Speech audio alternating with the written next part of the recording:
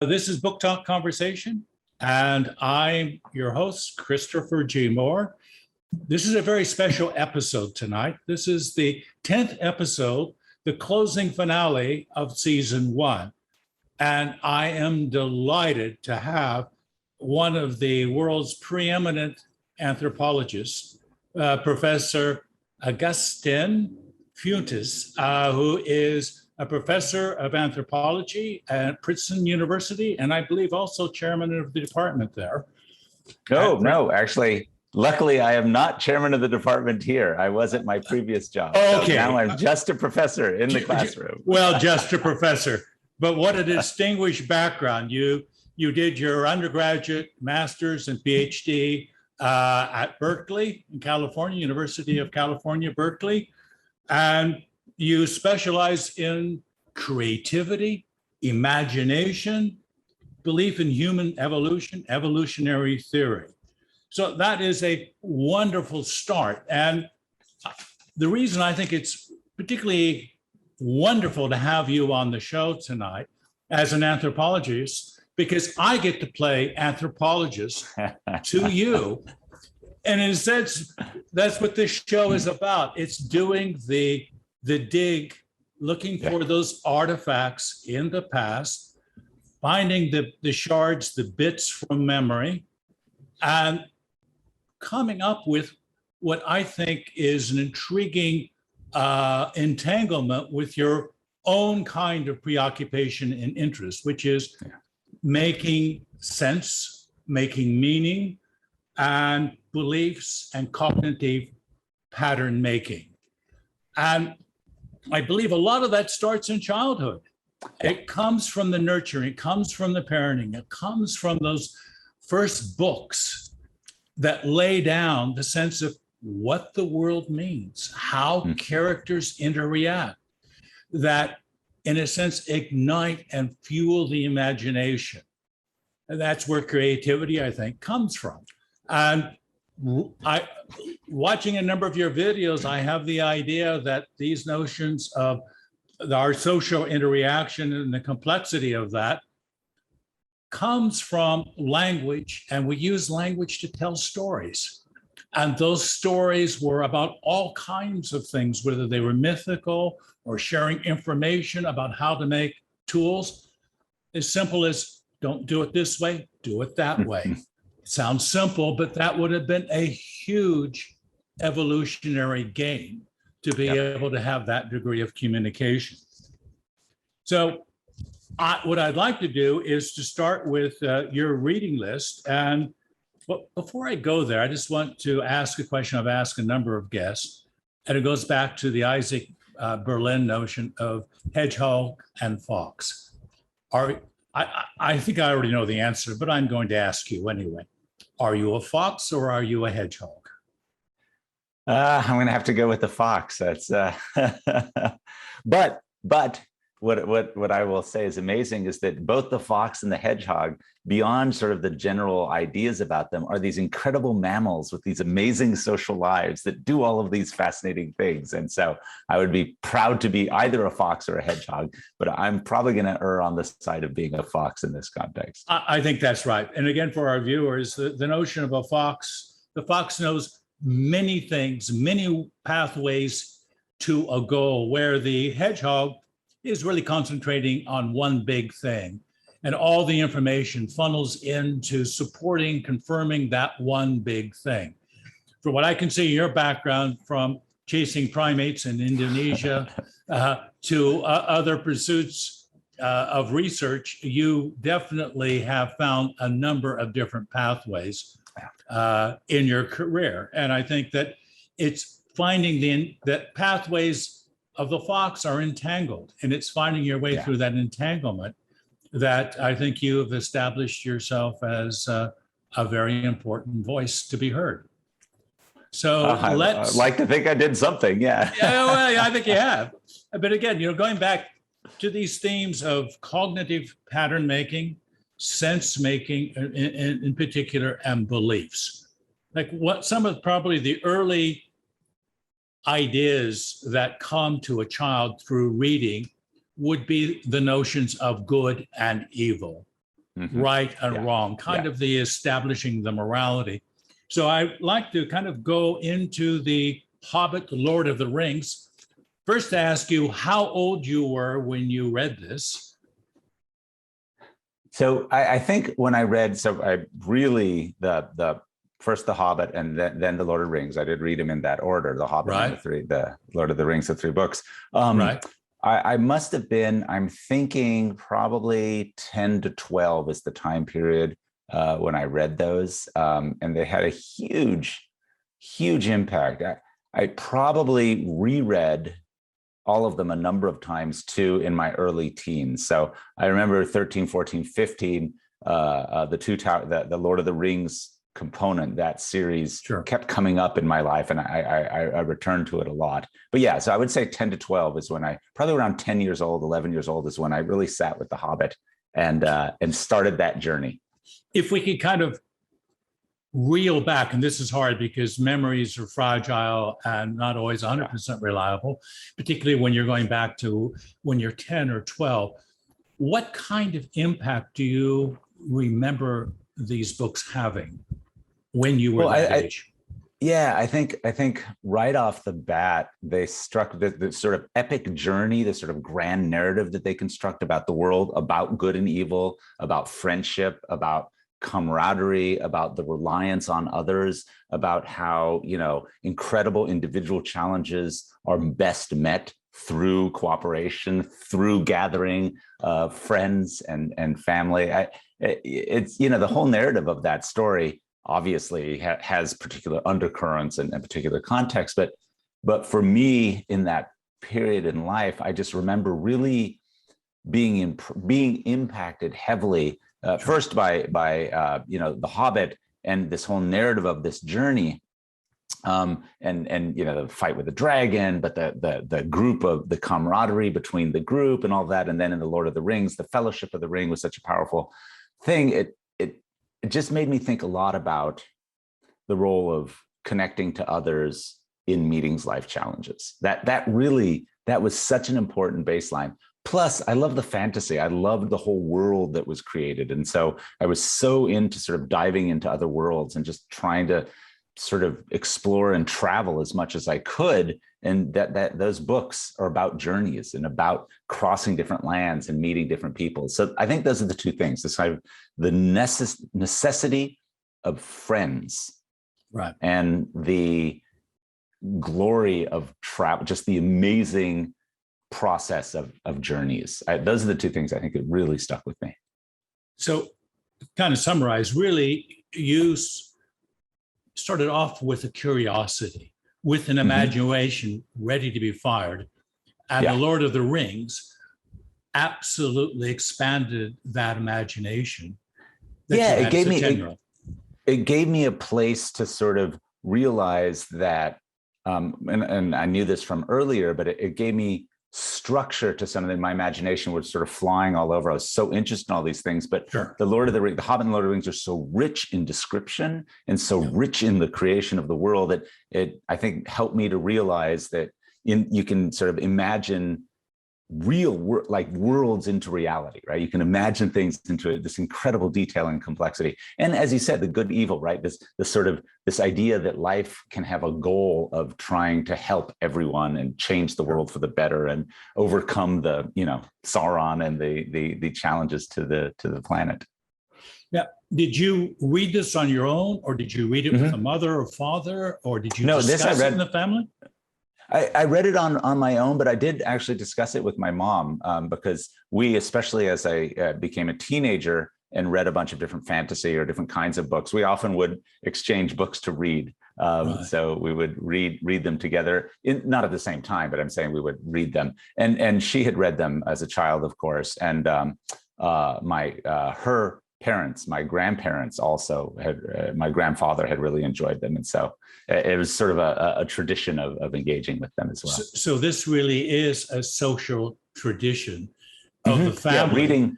Yeah. So my mother. Yeah, and particularly fantasy. I was just say, Yeah. Well, not just fantasy, but reading in general. Yeah. So both my mother and father are avid readers. And when we were children, my sisters and I, when we were very young, my mother would read to us almost every night. And so like from the moment I can remember, and my father is a scholar of literature. So, I mean, the intensity and availability of the written material was just all around us from the moment I can remember. So reading really was an important social bond, Yeah. an expression of love within the family around Absolutely. those books, and more than one generation with your grandfather as well. I mean, that's a lovely idea. I mean, one of the things that's been said about The Lord of the Rings as well is that Tolkien was in some ways kind of nostalgic for an England that had disappeared, that there had been a separation between nature and man. Right. And the part of the problem that we have, that we've taken a path where we've disconnected from nature. And in some ways, The Lord of the Rings is about reestablishing the connections that humans have as not separate from nature, but part of nature. I thought you. Yeah. Oh, absolutely. And really, as a 10 or 11, 12-year-old, I probably didn't get that whole thing explicitly, but it's so much about, basically a kind of anti sort of corporate industry, sort of, the sort of ravaging of the landscape. Yes. If you think of Sauron and the destruction of the trees and the tearing of and so there's this really powerful, let's say, eco-politics, right? They're really, the land is so important. And, Gollum, and his focus on the ring, his focus on this thing is pulled away from himself and the land and his sort of the orcs and the destruction of everything around them. And yet that the elves and the dwarves, there's this really interesting narrative of things go really bad when you treat the planet poorly or when you treat others poorly. And so this notion of ecological dynamics as being central to sustainability, happiness, and joy, I think that's a powerful message in those books. I'm wondering if, as well as The Lord of the Rings may have been an early introduction into the nature of power. Yeah. And how power corrupts and the relationships of power to ordinary people, if that resonates with you. I mean, it absolutely resonates with me. And at the time too, I was fairly radicalized as a youngster and just believed so deeply that the world should not be a horrible place and that power should not, be used for ill and harm. And what was nice about Lord of the Rings, when you read through this, it's very clear, right? And there's this whole, it's very clear, but again, the fellowship, the coming together, people willing to give their lives for each other and for the planet and for, society. There's a real idealistic sort of trope that runs throughout the entire book, but it is all about, it's worthwhile to really give up a lot to hope for a future that everyone can participate in. And perhaps the only way to counter power, which is based on domination and terror, is through a fellowship, through that bonding of trust that I'm there to watch your back. Yeah, so it is the fellowship, the cooperation, and just to be blunt about it, love for one another. That is sort of the theme that runs through. I mean, whether it's Frodo, right, and his colleague Sam, or whether it's Bilbo and his sort of connection to his home and to everyone else, or throughout everything, or the elves and sort of what that means for them. And it's really fascinating how, in retrospect, right, as an adult, you look back on it and it's just. It's pretty blatant, right? I mean, it's not hidden in any way, shape, or form. But as a child, you get so enmeshed in the magic of the journey and the mythos and the narration that you just absorb all of that other stuff. And I think that's really important. I think one of the things, again, that's been said about The Lord of the Rings is that it's the one series of fantasy that really talks about our place in nature. And as an anthropologist, I'm wondering if that really had an influence, because if you look at current fantasy, nature is way in the background.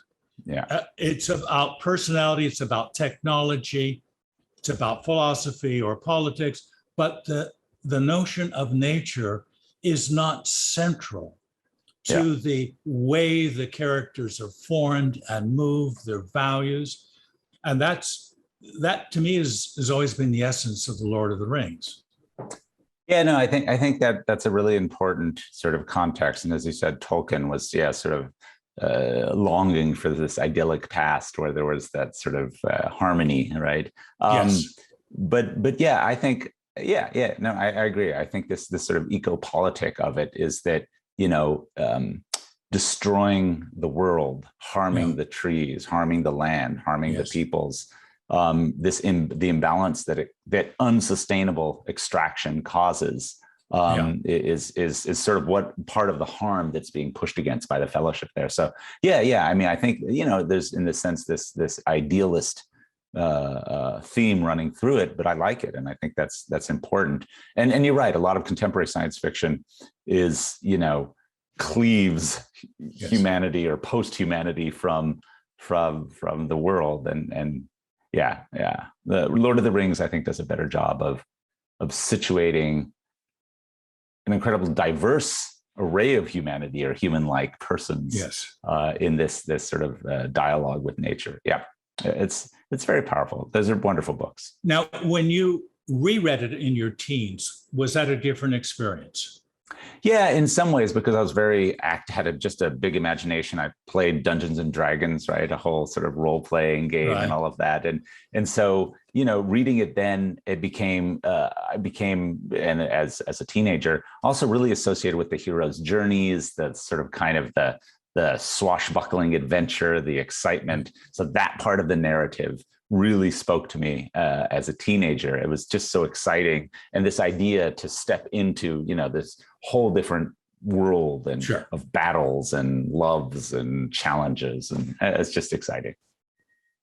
Wonderful. It's again, a little bit interesting looking at the background, because in a way, Tolkien was a bit of an archaeologist, an anthropologist himself, because he was going back to kind of a pre-invasion Britain. Britain is an island with primitive forests and people living a very different kind of life before, the Danes and the Norwegians and the others, first wave came in.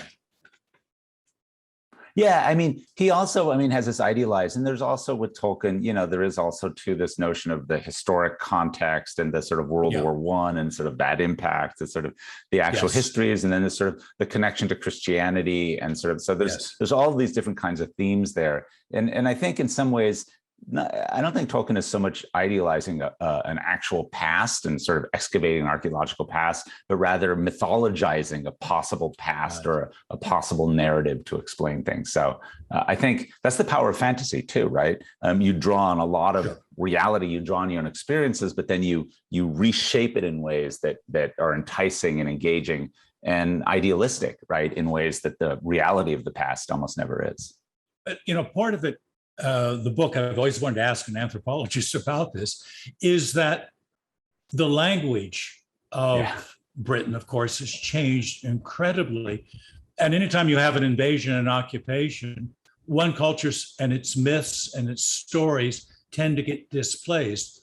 And in some way, Tolkien is reassembling the pieces of what he believed to be the early British Isles. I linguistically, Beowulf and Gawain. Yeah. Well, he made up that entire language, right? The Silmarillion, right? I mean, he really got into depth. He's creating a fantasy world. Like, I don't think he's creating the English, even though obviously that's heavily with him, this idealized notion of England. I think he also was excavating or recreating, imagining possible worlds that reflected his ideals and the hopes and dreams he had for what the world could be like. Yeah, absolutely. What would you say the influence of Lord of the Rings has been in terms of the choices you've made in terms of career, your worldview, your perspective? I mean, like many things, I think it helps shape sort of the way I approach issues. I do have these broad moral and ethical sort of driving factors and forces, and Lord of the Rings is really a lot about morality and ethics, about Yes. fighting the good fight, about doing things, and so it probably contributed to a lot of my worldview. But I think directly, the Lord of the Rings highlighted for me sort of the role of the imagination and of sort of mythic storytelling, the sort of centrality of the grand narrative in getting anything across, because it's such an amazing narrative and it's so enormous and all-encompassing, that it taught me that to really tell stories well, whether those are research stories or Right. bedtime stories, whatever it is, we are the storytelling species, and we can get incredibly elaborate in these stories, in these narrations. And the more imagination you put into what you're doing, the greater the likelihood is that it's going to affect others, it's going to shape others, it's going to influence or resonate with others. And so I really think it reminded me that fleshing things out, the full narratives are really important. Right. Again, I think it would be interesting that you talk about the morality and ethics. So in some ways, the sense making that you did as a 10-year-old and later as a teenager, in part is shaped by the kind of forces that Tolkien unleashed. I mean, this notion of bravery or courage of Frodo and Sam going up against this unbelievably powerful evil force and not going back, feeling that that mission was not just an optional or conditional thing that they would do if it was easy. They would do it to the end. Yeah, absolutely. The idea that the real fights are worth fighting regardless, and for giving your life for others. That's a powerful, and that's a very common trope, I think, in good fantasy stories. The idea of the commitment for a greater good. It's very powerful. So when you go back in your work in anthropology, presumably you're looking at similar kinds of storytelling to see those patterns. The patterns must be reoccurring, whether it's ancient Viking myths or Germanic myths, Greek, etc. We find certain kind of common themes. That repeat across themselves. all of humanity. Yeah, I mean, myths are these grand narratives we spin to create how to be in the world. Yeah, right. Wonderful. The next book on your list is Don Quixote by Cervantes, one of my favorite books as well.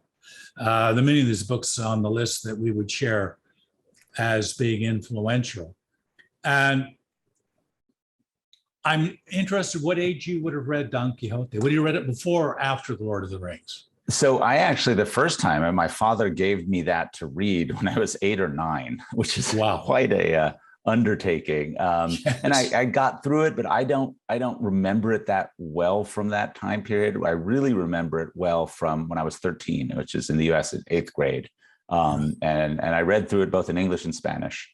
I was living with my father that year, and he had given it to me again to read. I think he'd forgotten that he gave it to me when I was younger as well, and I probably forgot most of it. But it's such an incredible history, story, context. My father's Spanish, right? So I have this connection to Spain, and Don Quixote is such a powerful tale, not just of love, hopes, romance, dreams, foolishness, ignorance, but also it's a sort of a connection to a very Castilian reality. Like there's just this deep sense of a particular history. So it speaks to me on both of those levels, right? A kind of ethno-history, right? But also just an incredible story of romance, love, bravery, foolery, craziness, and comedy.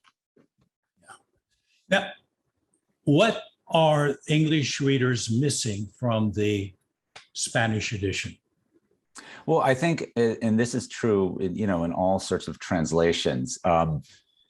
There's lyricism to language, right? Languages do more than convey information, right? They convey sensation and context, and right. So, and in particular, Spanish, for example, Castilian Spanish creates a kind of lyricism, there's certain ways of flows of sentences and words and meanings that English does in different ways, right? And so sometimes there's cadences or structures or patterns that just work extremely well, for example, in the Spanish, that in the translation to English, they don't have the same magic. But a good translator then, and this is what's amazing, and maybe later, we'll talk about Gabriel Garcia Marquez later.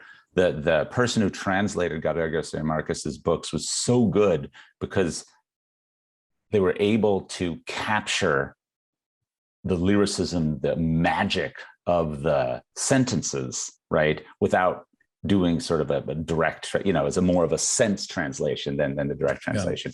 And I think sometimes because Don Quixote, remember, was written in a very archaic Castilian, it's written a long time ago. And so there's a double thing. So in the contemporary Spanish, right, versus the Spanish it was written in, those are actually very different in some ways. So in the original Spanish that it's written in, it's actually hard to understand in some ways because the language has changed so much. But I would say English, exactly. So depending on where and how you read it and what language, you come away with some differences. But I think on average in that text, it's so large and there's so much going on and there's a lot of repetition in it that you get it no matter what language you're reading it in. I mean, one of the things about the Don Quixote story is, again, the romanticism of a hero who everyone thinks is mad, including Sancho Panza, but he stays with him. And he would look at Rosanetta, the lame horse, as this powerful steed, and Dulcinea as this beautiful woman, although she's ugly and unattractive in every single way. But yet for him, this is the ultimate beauty. So the madness of the madness that he would see, that he could see the reality of the person beyond that physical appearance. Right. Whether it's another person or an animal, he could see something deeper. Well, this is the power of belief, right? The power of imagination, the power of the creative mind that characterizes humans. And so without knowing it, this book really shaped my entire career in some ways, because I became, like now, so many years later, 40 odd years later, my fascination with how humans create the world, how we perceive and believe, the conceptual landscape, and how that shapes how we actually function. That kind of relationship is sort of where my research is right now. And so it's amazing that this book was really about the incredible capacity humans have, again, to tell ourselves stories, but to really see and believe the world in different ways. And that's powerful. And there's a lot of layers and a lot of levels to Don Quixote, but just in an immersive sense, right? To be with Don Quixote and to just be in his head it's a beautiful thing, right? Yes. You for moments, when you're really in there, you do see everything that he sees as he sees it, and that's powerful. This possibility to perceive and commit to this incredible imaginary, such that it becomes real for you. It's such a powerful human capacity. Yeah. It's an interesting history, because apparently there were it was written as 2 volumes. The first volume, the second volume, there's 20 years between the two. And the reason, according to legend, the second volume was written is that there had been a pirated edition by some hack writer out there that really upset Cervantes. And Cervantes, in order to get his revenge, had to put right what the true tale of Don Quixote really was in the second volume, and refers to all of the false things that were in this pirate edition as a kind of a metafiction. So it was a book way ahead of its time. And it probably has had probably more influence on more people than just about any other book I can imagine. So this is a book that you would point to. This is where the root of imagination and creativity, you have to reel yourself back to 10 years old. It started here? Yeah. No, this whole, I mean, like the two that we've just discussed, the Hobbit, Lord of the Rings series, and Don Quixote, really the center of the grand narrative of the story. And in the case of Don Quixote, the ability that the human has to see the world, see it as it is, to conceive of other possibilities and to overlay those such that they become reality, right? To imagine a world into being. That's very powerful. And I think that really stuck with me. And it's the research I'm actually doing now. It took me all this while to catch up to something I probably had great insight into, 40 years ago. So T.S. Eliot, going back to the place where you started and seeing it for the first time. Yeah. Kind of thing. Where, again, I'm just looking at my notes here where I made reference to something that's very much on point here, where, and this is from the book, one plays the ruffian, another the cheat, the one a merchant, and one a soldier, while yet another is the fool who is not so foolish as he appears, and still another the one whom love has made a fool. Yet when the play is over, they have taken off their players' garments. All actors are once more equal. Yes, replied Sancho. I've seen all of that. Well, continued Don Quixote, the same thing happens in comedy that we call life, where some play the part of emperors, others that of a pontiff, in short, all the characters that a drama may have. But when it's all over, that is to say, when life is done, death takes from each the garb that differentiates him, and all at last are equal in the grave. Great. I mean, he could see through the kind of the artifice of the way that costumes, symbols created a false sense of reality. That it's, although it's symbolic in terms of the costumes, it is an artificial world. It's not a real world. And when you see the real world that Don Quixote saw, he was mad because he stripped it of all of those ornaments. Yeah. No, it's an incredible satire, right? It's a strong political satire. Yes. It uses, so in many ways, it does some of the same things that sort of Voltaire did in Candide. It pushes against some of these things very, very in a nuanced, right? Really sort of rich, lyrical and comedic manner. But it's very powerful. And that's a major commentary, right? That's a major impact that it had. But it was, Don Quixote was a kind of an ordinary, not outstanding, kind of a clumsy person. I mean, he wasn't a superhero. Right. No, not by any stretch of the imagination. He's almost the antithesis of a superhero. Yeah. And that's, in a sense, what makes it such an interesting book, is the raging madness of someone that actually makes him heroic. And enables him to cut through all of the artifice. Really, his massive artifice and mania actually shows us a little bit of the world as it is. Yeah. And of course, when Sancho said, he asked Sancho's, what giants? Because when he pointed at the windmills and says, no, those are giants. He says, the ones you see over there, answered the master, with the large arms. Some of them are very nearly 2 leagues long. Now look, your grace, said Sancho. What you had seen over there aren't giants, but windmills. And what seem to be the arms are just their sails that go around in the wind and turn the millstone. Obviously, replied Don Quixote, you don't know much about adventure. So we have 2 books which share the theme of close personal bond, a fellowship, a willingness to go on an adventure, wherever that adventure would take, and to have the courage to follow through. This is in some ways the Odyssey, isn't it? Yeah. It's going on a quest.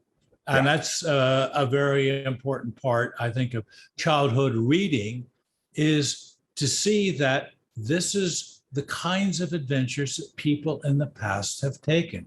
This is how their imagination was created. This is their social setting, their tradition, and what can we learn from it?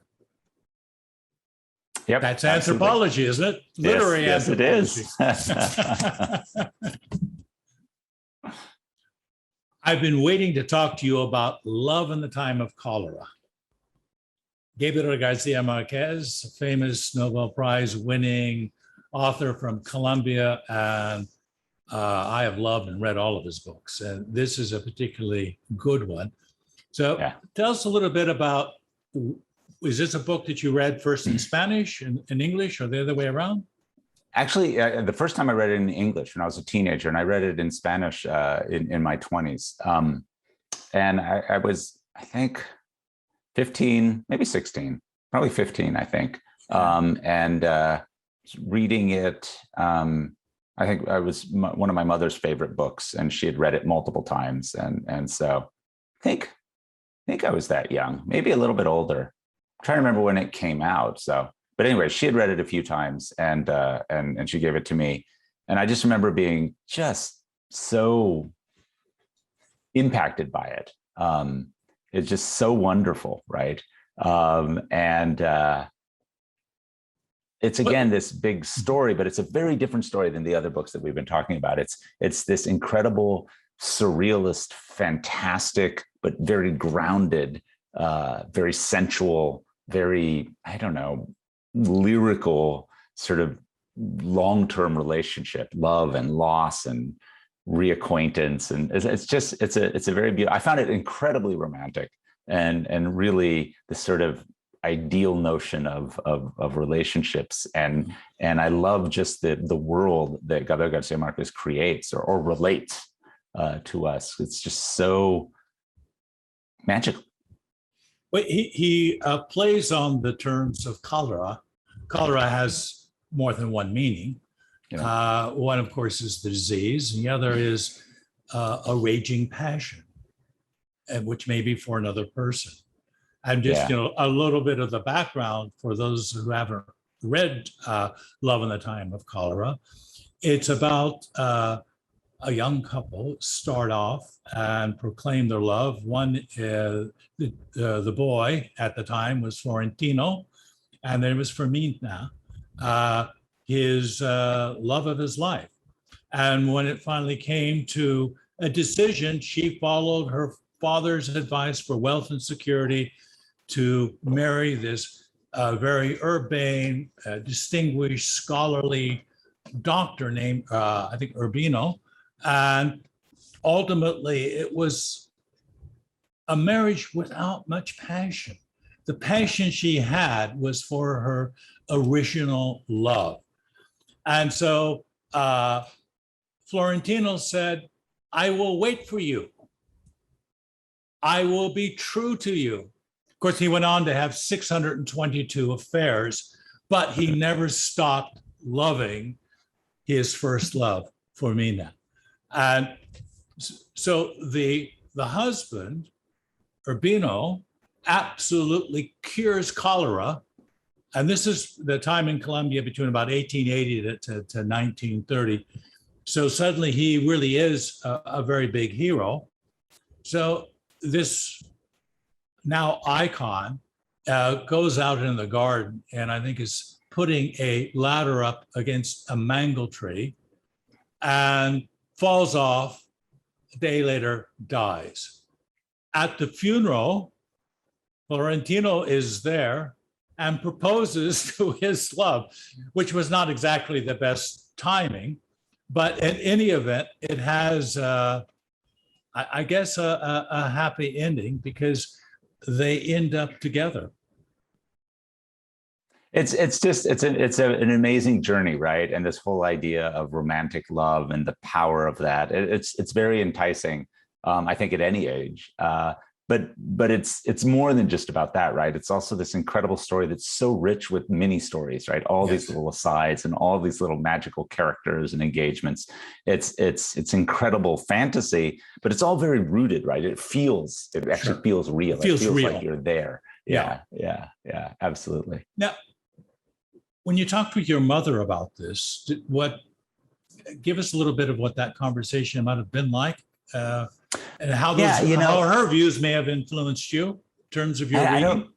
I don't remember the specifics, but I just remember, just always wanting, having great respect for the both of my parents, what they read, right? I felt it was really important to sort of share that, this mode of knowledge acquisition via reading. And I just remember it made her very happy, this book. And so that really made me want to share in that and participate in it. And I just knew, because when she was reading it, it was just a kind of a magic experience for her. And so I was like, okay, I would like to understand that. And it was the same for me, right? It's an incredibly joyous book to read. It's one of great emotion as well. Yeah. And the thing with Gabriel Garcia Marquez, like in 100 Years of Solitude, there are so many sub-stories and subplots, each of them their own world, and all of them connected at the end in a way that's emotionally very satisfying. Yeah, absolutely. In terms of going back to imagination and creativity and sense making, how does this book fit into your worldview? Well, I think this one, a couple ways. One is this, idealized notion of romance and bonding, and just sort of how that reshapes your whole body and mind. That's a very powerful. So this notion of this incredible, the way humans can feel things is incredibly powerful. So understanding that subconsciously probably stuck with me, and that's formed a lot of my work, is sort of thinking about how the social is embodied and shapes how we are in the world. I think that's very powerful. The other thing, I think, with all of the Marquez books that I've read, and I've read many of them, it's this sort of magic realism that he has makes you see the world better. I think it makes you see. I think it helped me look at my own life and the things going on, good and bad, and I could see more magic in the mundane. And I think that has helped me a lot throughout my entire life. This ability to think with Gabriel Garcia Marquez, to think with that experience, and to look at my own world and my own life, and to see some of that just those incredible little edges of being that are marvelous. And that, I think that shaped my attitude and my experience in the world a lot. And that also probably gets reflected in terms of art, expressionist paintings, or in terms of music, because you find the counterpoints of that world in those kind of different visual or musical oral expressions. Yeah. And I remember I was lucky enough to spend some time in Colombia not that long ago, and extremely lucky, especially to be in Cartagena, a city that plays a lot in yes, it does. Marquez's reality. And I have to tell you, I mean, parts of it felt like I was stepping into his world. So it was really a wonderful experience. That's interesting. I had a previous guest who'd been accepted, I think, at MIT, and ended up going to Oxford after arriving and finding that this was Alice in Wonderland's world. I have to be here. How these kind of childhood books can really shape the kind of choices that we make consciously or even subconsciously, because they form a part of how we identify ourselves in the world. Absolutely. But you came back from Colombia. Yes, I did. Well, the one quote, I think, from the book that, I mean, there are a number of them that I'd like you to kind of respond to, if you would do so. Wisdom comes to us when it can no longer do any good. This is Gabriel Garcia Marquez. Yeah, no, that's a fantastic quote. And you know, a lot of what he writes about is the missed opportunity and the not being able to see your nose right in front of your face. And I think this idea that it's like the wisdom comes to us, that phrase is very much like, I forget who said it, maybe Oscar Wilde or whatever, that youth is wasted on the young, right? Yes, yes, exactly. The same kind of context where it's like, now I get it, but it's too late. The other one is, and it made me think of what you were saying earlier. Again, Gabriel Garcia Marquez, the only regret I will have in dying is if it is not for love. Yeah, and it's such a wonderful, that is one of the most important lines. And it's this idealized notion of romance, but it's beautiful and it's important regardless of whether one buys into that, to read it and to experience it. Yeah. I'm just, thinking through this, what we're talking about now, is that these books, it seems, have had a really important shape in terms of making you emotionally adjusted to the world in a way. More, maybe more. Who knows? What I mean is, we live in a very rational age, where everything is kind of analytical, logical, calculus.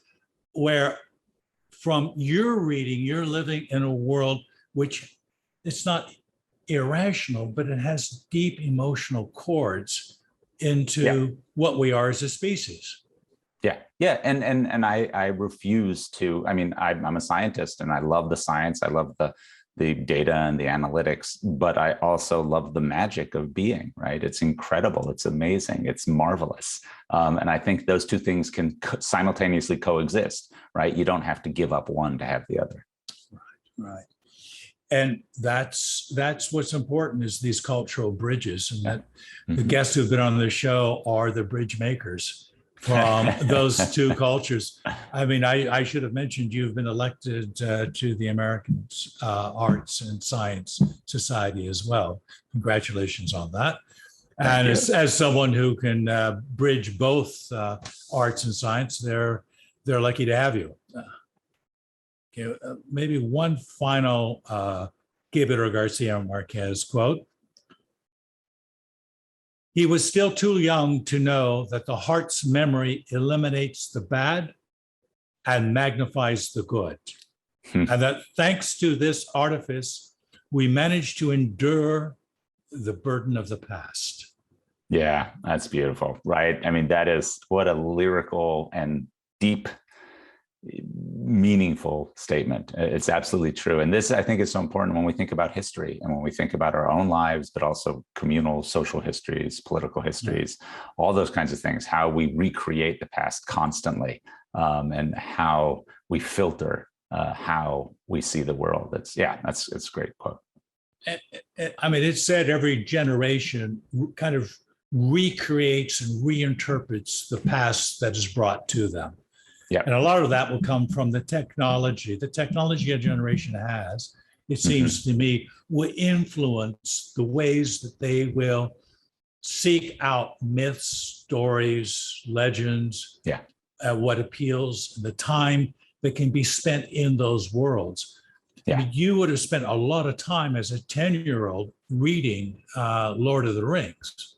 It's a lot of reading. It takes a lot of focus, attention, concentration, and then ultimately reflection.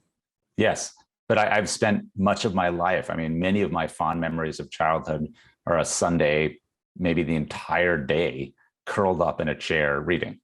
And that's a book or 3 books or what have you. I just, that luxury was, I always knew it was a great luxury, and I really reveled in it. Right. Okay, well, I think Love in the Time of Cholera, we've had a look at that. And again, it really is a book about the meaning of love, the meaning of romance, of social relationships, of social roles, of the kind of security and safety that may become a choice, and maybe even a false choice, but people will make the choice. of security and wealth over the romance of a true love. And perhaps it takes a certain kind of love in a family to have that feeling that there is a possibility of unconditional love. Yeah. Yeah. And I think that's what Love in the Time of Cholera is about. Yes, absolutely. Florentino had that sense that you could have unconditional love. And I think even at the funeral of the husband, she could see that was the most valuable thing that one can have in life. Yeah. Next book on the list is Maurice Sendak's Where the Wild Things Are. Tell us when you first met Max. So one of my earliest memories, there are two books on this list that are just at some point in my childhood, very early childhood. And so Where the Wild Things Are, just, in a nutshell, I was very young. It just spoke to me. I was Max. Max is Max. I read that book and it was exactly how I spent my life as a child. You were sent to your room without dinner? Yeah, well, I was on occasion, but no, that fantasy world, the idea, the ability to just sort of leave this and be completely, I had such an active fantasy sort of imagination that it made so much sense to me. It read to me as a sort of a guidebook of experience. I really liked it. And I love Maurice Sendak's art. The art is just so beautiful. Fantastic. It just spoke to me. It's just magic. And it was just, there's not much analysis to do about that book because it's just right there. Here it is. Let us go romp and frolic where dance with the and wild stomp. Things. Yeah. It's a wonderful book. Yeah, it's interesting to kind of see a bit of a link here between this book and the others in this way. Young Max, who was sent by his mother to his bedroom without dinner because he was being particularly naughty, stomping and singing and shouting and yelling.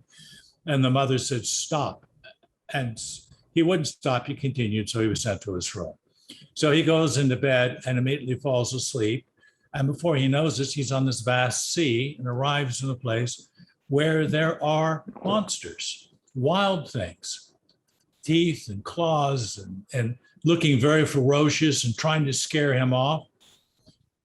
But Max, like Quixote and like Florentino, was simply, and Freudo, acts of courage. He was not afraid to go out in the company of those monsters. And I'm just wondering if that had an impact on you, that you're reading these books of ultimate courage in the face of what could be highly dangerous consequences. Well, but the thing is that Max knew right away that these weren't monsters. These were wild things. These were, him. And so I think rather than courage, it's Max's knowledge that the world is this crazy, amazing place, and to just lean into it. That's what I get from Max. Okay. And I really appreciated that. It was not so much that these are monsters, but that this is a wild rumpus, that life, this imagination is just prolific and flowering and bursting out all over the place. So but that was what I like about that book. It's a great book. Part of it for me was Max must have thought there was some peril at some level because he spent time to tame them. Yeah. And by taming them, at the end, once he had tamed his fears, he was bored. Yeah. And bored, he was hungry. He could smell the food from the kitchen. He wanted his dinner. He wanted his family back. Yeah. No, it's a great story. It's a great story for kids to read too, because it's easy to read. It's so visually beautiful, and it's a pleasure. And again, you were about 8 or 10 when you read this? No, I'm sure I must have been much younger. Much younger. I would 5 or 6 or something. Definitely very young when I read that. Okay. 5 or 6, that's early. That's early reading. But then again, you had a father who was teaching so literature. So yeah, and my mother was a grade school teacher. So I mean, I don't remember time when I couldn't read. So okay. my memory is formed with words on the page. Let me give a couple quotes for you to react to out of Where the Wild Things Are. Then from far away across the world, he smelled good things to eat.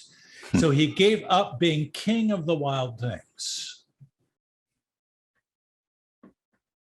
What's so funny is that Max is a kid, right? And kids have this sort of, we go from one extreme to the other, you flop back and forth. You have all these different kinds of things. And, he had been rumpusing and was named king and sort of got this, got everything. Yeah. And yet what he really wanted was some food. And what he really wanted was a hug from his mom. So and he would throw away the ring of power for the love of his mother and for a home cooked meal. Yep.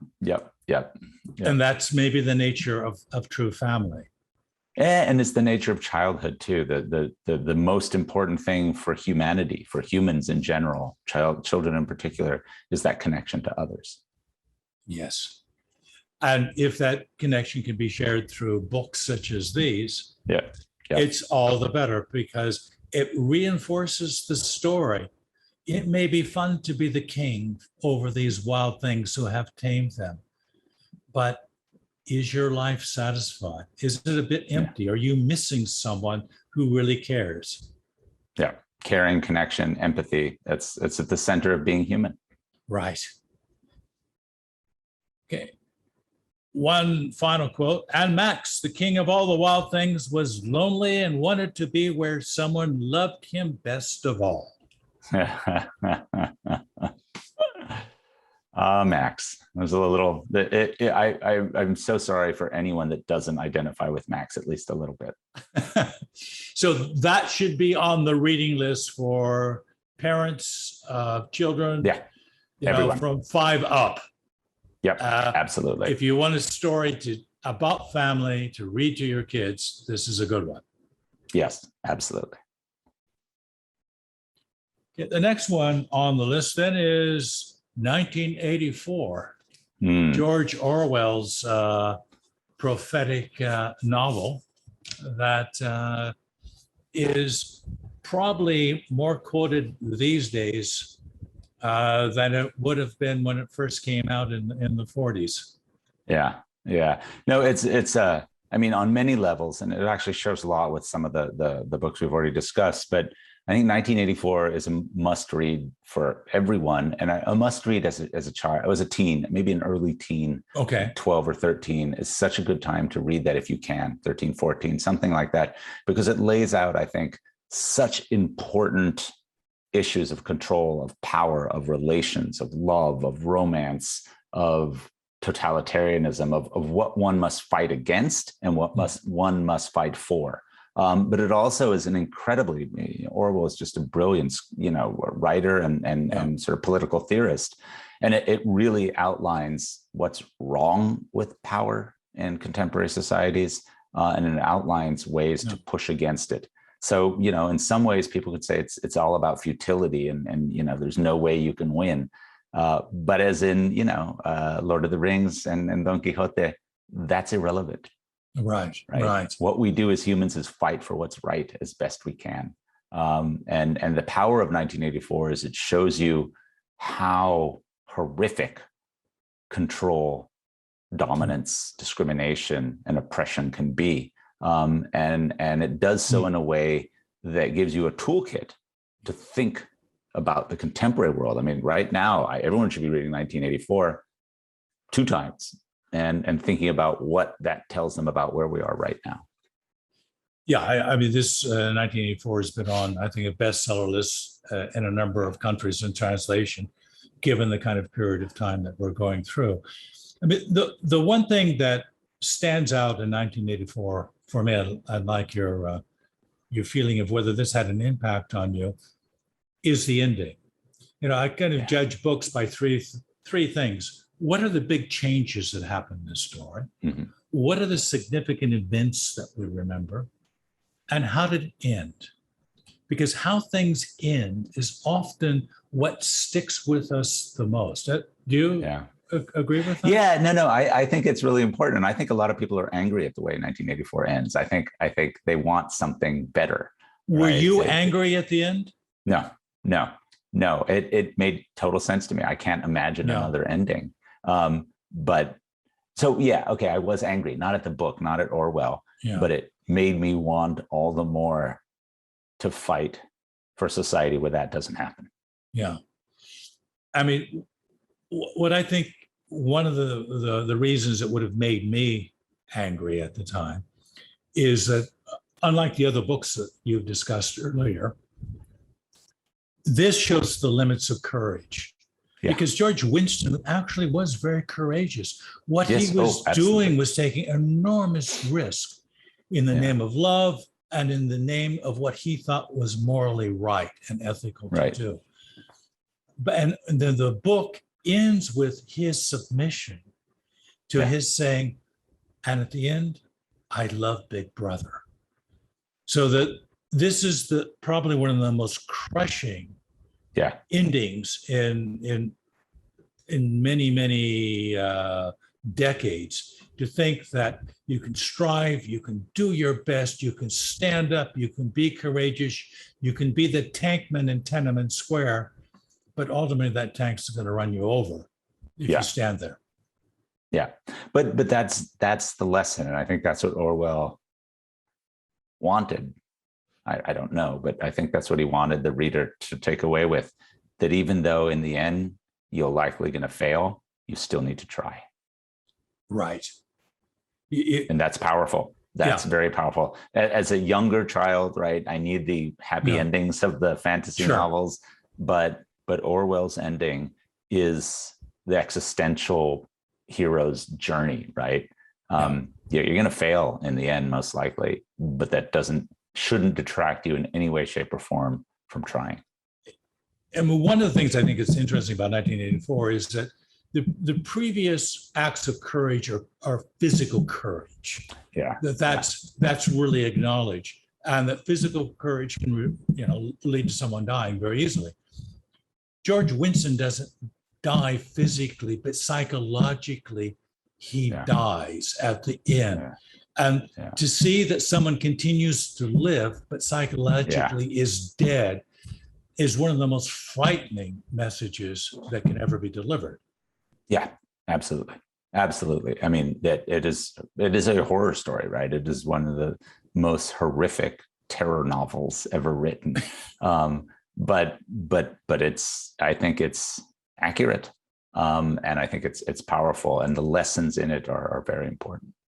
So let's put that in context of you read that in your early teens, 1984, of how that would have had an impact that we could trace through. We're now being an anthropologist, going and looking at that tribe where you were a child in that tribe, and this was part of the storytelling that you took to heart.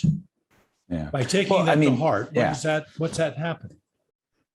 I mean, I was already quite aware and politically active, but reading this book, I think, illustrated the modes of control and the power that government and oppressors and totalitarianism and fascism, all these kinds of things that I knew were bad and wrong.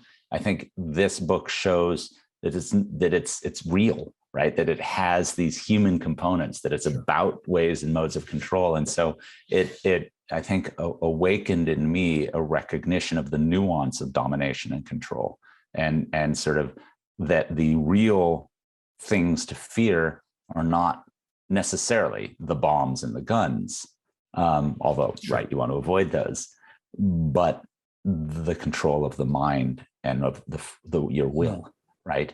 Once the mind and the will are broken or subsumed, that's the real end.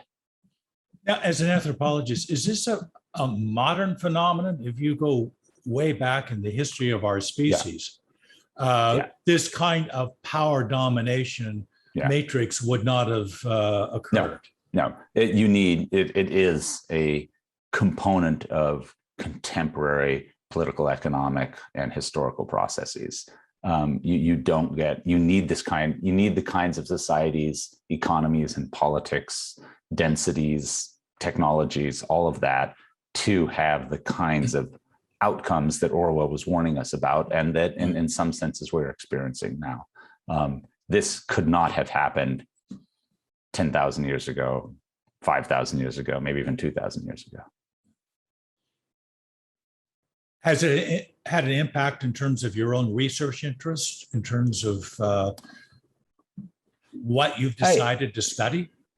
Yeah, I mean, I guess in some ways, it's back to what I'd mentioned earlier, the capacity of the human mind, the dynamics of the human mind, not just so much as this sort of psychological or cognitive only, but how the whole of the body and the world is co-shaped in interaction in this dynamic mindfulness of the human. So the mind is not just in our brain, or in our brain is not just in our head, right? It's this whole experiential reality. And so Orwell, I think, does a really good job of showing how being human, right, can be shut down by control and by disempowerment, by subjugation, that in a very horrific way. So yeah, I mean, not that part, but the role of the mind in the successful possibilities of the human. That's something I've always been interested in, and now it's an area that I work in as well.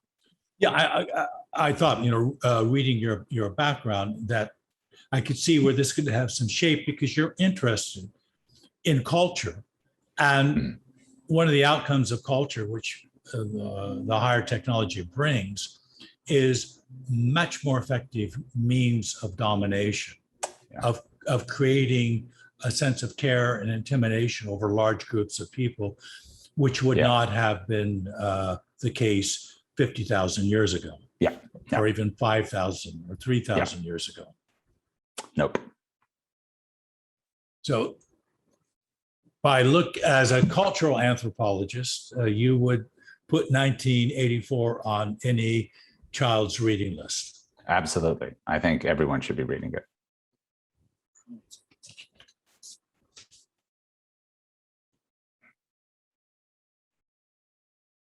Let me just do I'll do two very quick quotes, because I want to get to the Foundation series with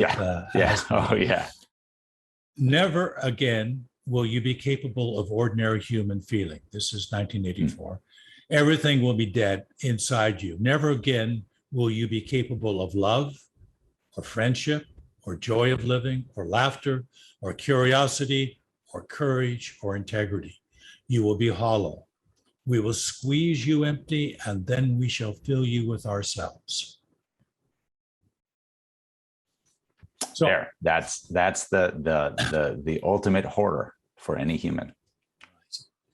It's a message in a bottle that children should be exposed to early to get the vaccine going.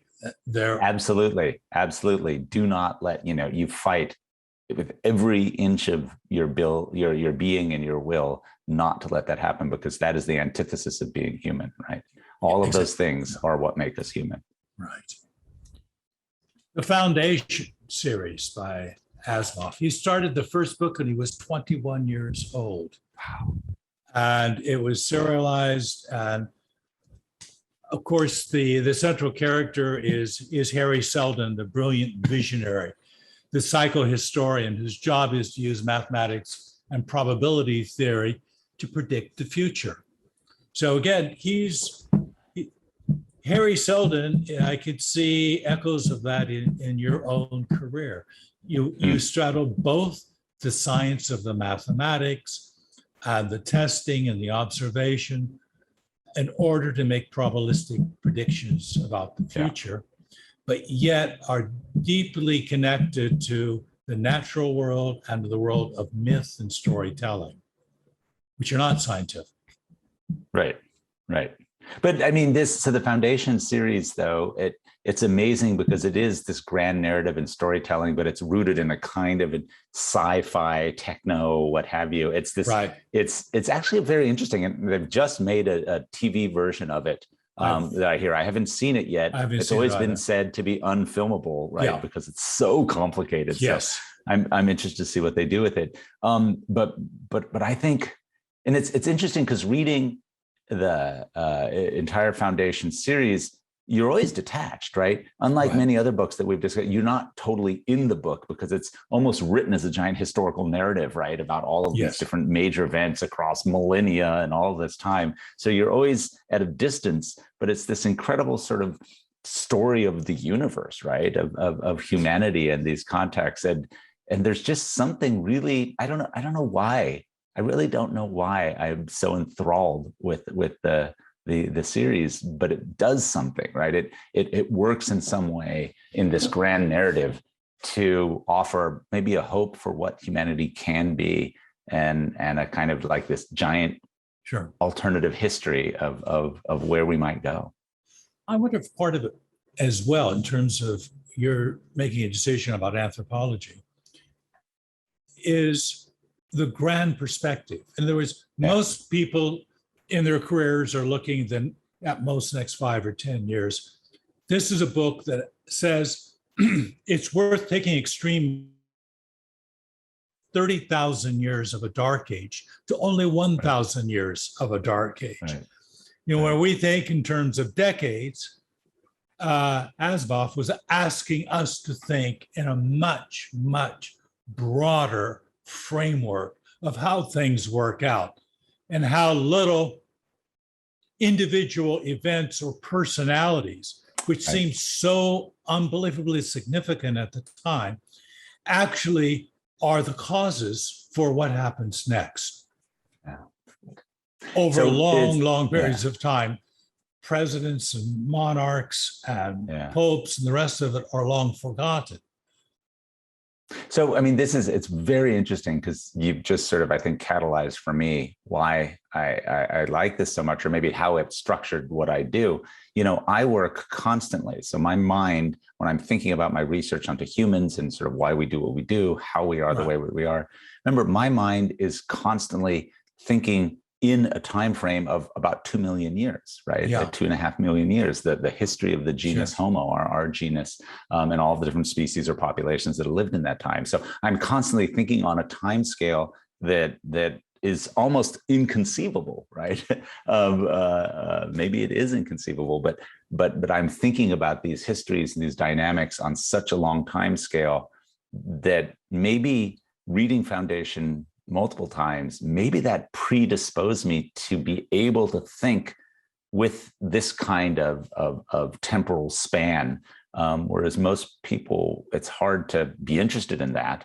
And it's also this incredible humbling thing, because you're right, none of us really matter in the biggest picture, but we matter very much in the moment. And that's sort of what Foundation is about. Exactly. Right? Every individual does have an impact on trajectories, but the trajectories themselves happen despite all of these individual things. And so I think that's really interesting. I hadn't thought about it, but yeah, maybe I can think with the Foundation. The Foundation helped me to be able to think on much grander temporal scales than most consider worthwhile.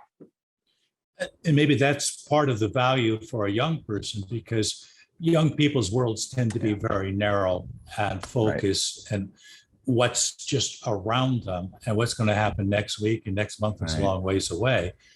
So to have the idea, it's just like trying to grasp the size of the Milky Way or the universe or our place in the universe. What you're doing in your career is taking on a time scale that most people would not be able to comprehend. Right. I mean, just trying to make sense of it, right? And I think that's to what make sense of does. how exactly tries to make sense of how the evolution over long spans of time are much different than what we think, because we only see a little tiny piece of that puzzle within our culture and our technology, and we can't see beyond that. We can predict a little bit from that, but beyond that, we're lost. You know, the most advanced technology, as Arthur Clarke said, is indistinguishable from magic. Right. Yeah, no, I think that's really interesting. And and the sort of the technology is a current throughout the entire Foundation series, but humanity is the other current, right? And I think Asimov does a great job of weaving technology and humanity together in this incredibly powerful way to show that the co-construction of histories of across millennia is this complex interconnection between human minds, human behavior, human bodies and societies, and the technologies they shape and structure and that shape them. Yeah, it's a very, I think, insightful series. And again, going back to your own work, a little bit of the Foundation is about social relations over a very long time span. Is we tend to narrow them down to the span of our lives are very short, right? But they seem long to us, and that's part of the illusion that we have allows us to get through the day. Yeah, we don't think of them as just basically a rustling of a leaf on a very tall tree in a very big forest.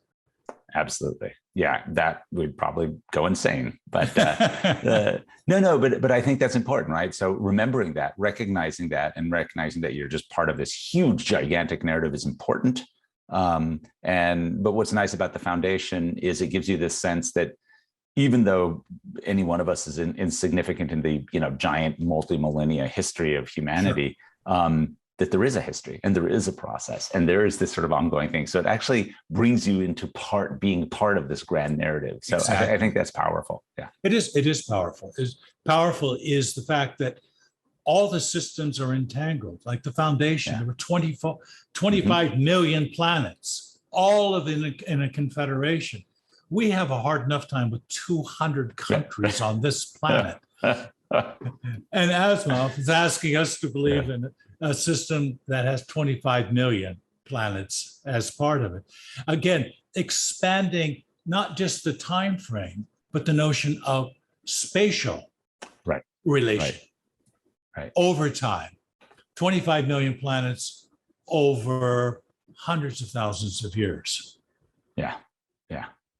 Yeah, it's just mind-blowing, and yet we can conceive of it. And that's, again, this whole power of the human mind. It's really incredible. And Asimov is just such a wonderful storyteller that he somehow found a way to convey this and this unbelievably massive history, and to do so in, I think, a very entertaining and engaging manner.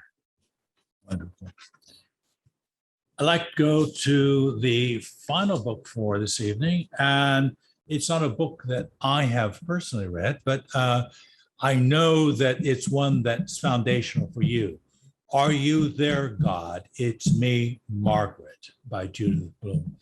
So I know you have a special place in your heart for this book. Tell us how this book came to you, how old you were when you read it, what impact it had. So I was a teenager. I don't remember what the exact, I read it when it came out, I think, or maybe a little bit later than that, in the early 80s.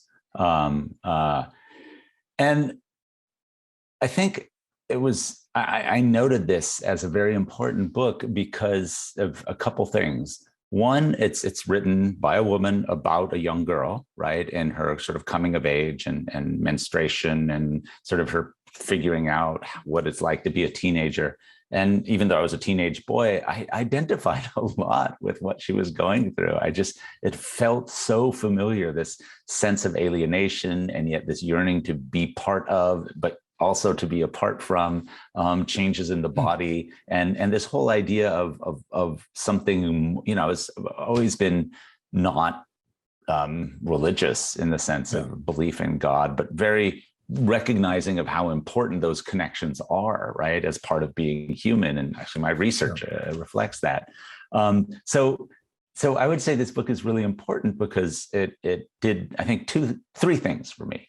One, it just sort of helped me think through kinds of just the changes in the body and experience that teenagers go through, and saying, oh, look, these are actually common human patterns, or at least other people are going through things like this. Two, it also, I grew up with two sisters, my mother, and actually a larger family with some step siblings and all of that. But it helped me recognize that there's a whole range of sort of gender patterns and gendered structures in society that alienate or isolate people, but that also bring people together. And so it made me very aware of that early on, of some of my privileges as a male and things that I don't go through that women do.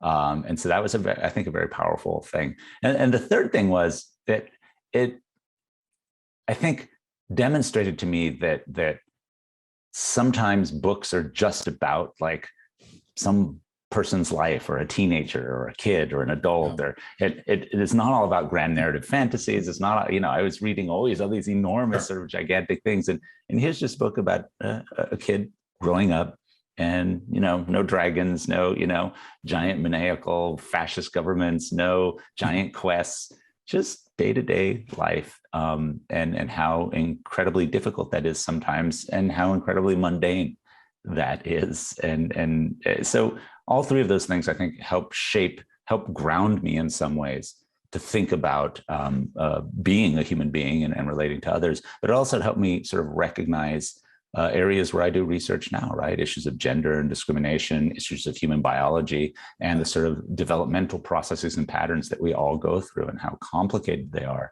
regardless of who you are and where you are. So I think all of those things were really important from that book. Interesting. I mean, a couple of things that what I've read about the book, and I haven't actually read it myself, is that Margaret says she doesn't believe in religion. And of course, that kind of causes a problem with her friends. But again, she shows courage by sticking to her guns. Right. Rather than going for approval, a cheap approval by lying in order to get friends, she showed integrity as a kid. And also she's moved from New York City to somewhere in New Jersey. Now you're in New Jersey, so I'm not going to say anything bad about New Jersey, but it's not New York City. So she would have had some adjustment problems there. Yeah. And the book, in some ways, from your description, reminds me a little bit of Holden Caulfield and Catcher in the Rye. Yes, exactly. So I think there's a lot of overlaps there. They're quite different stories, but it's the same kind of like, well, who am I? What am I doing here? That same thing, that existential angst that teenagers have.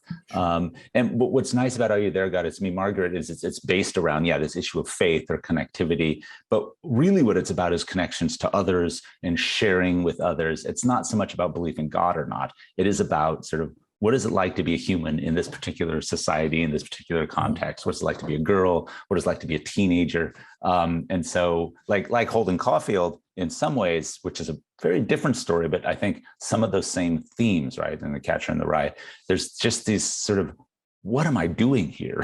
Right? It's at 13 or 14 or 15, you look around in the world, you're like, what is going on? How do I navigate? Who am I? And who are these people around me? Right. Right. What do I do with myself? Yeah. And that's a very powerful and very real sensation experience for so many. And so to have not a guide, but to have some confirmation that, hey, don't freak out, or go ahead and freak out, but recognize that everyone else is freaking out too, right? That you're just doing what humans do. It's okay.